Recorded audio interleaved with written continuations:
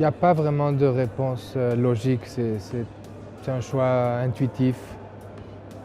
La nouvelle m'a beaucoup plu, j'ai beaucoup aimé les images qu'il évoquait, j'ai beaucoup aimé les sensations, l'anxiété que ça crée en moi, le désir de lire, d'aller d'une page vers l'autre très rapidement.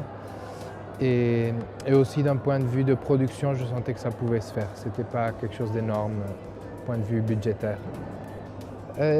Ça ressemble beaucoup. Au point de vue structurel, c'est quand même différent. Mon film est plus linéaire et la nouvelle de Le Clésio est plus fragmentaire, plus mentale peut-être. C'est plus l'espace mental du personnage.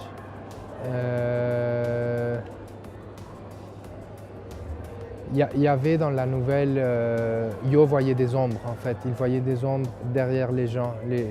Les gens, il y avait des gens qui il sentait une espèce de mauvaise vibration, quelque chose comme ça, et il voyait une ombre noire.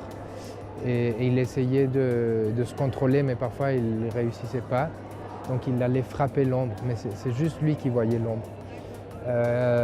On a essayé de filmer un peu l'ombre, mais ça n'a pas vraiment marché. Donc au montage, finalement, on l'a enlevé. Il y avait trop de choses. Moi, en fait, j'ai habité au Mexique pratiquement toute ma vie. Je suis né en France, à Perpignan. Et avec mon père est français, ma mère est mexicaine. Il faisait beaucoup d'allers-retours jusqu'à ce qu'on s'installe définitivement à Mexico. J'avais 7 ans. Et là, j'ai fait toute ma vie. C'est là que j'ai étudié le cinéma. Et c'est vraiment mon pays d'inspiration. C'est la culture que je connais, dans laquelle je me reconnais, où disons, je suis interpellé par les signes. Et c'est un pays que j'adore, c'est un pays qui m'inspire vraiment beaucoup. J'aime beaucoup la France aussi, mais disons qu'au Mexique, c'est un pays plus nouveau, on pourrait dire, où il y a plus de choses à faire, je crois, plus de liberté aussi. C'est un pays qui, pour le bien et pour le mal, il n'y a pas vraiment de loi.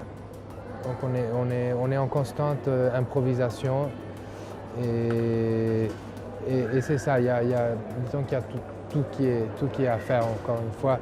Si on a des projets, par exemple j'ai des amis qui ont fait un cinéma, ça s'est fait très vite, ça marche très bien. J'imagine qu'en France, faire un cinéma, c'est beaucoup plus difficile.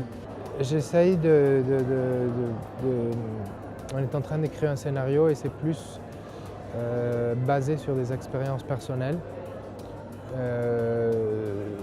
J'ai eu envie de faire quelque chose où je puisse me reconnaître.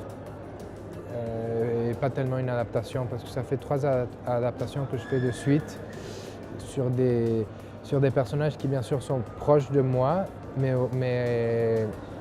à la fois très, très lointains aussi. Et donc là, c'est plus, c'est plus des scènes auxquelles je vais me reconnaître presque biographiquement.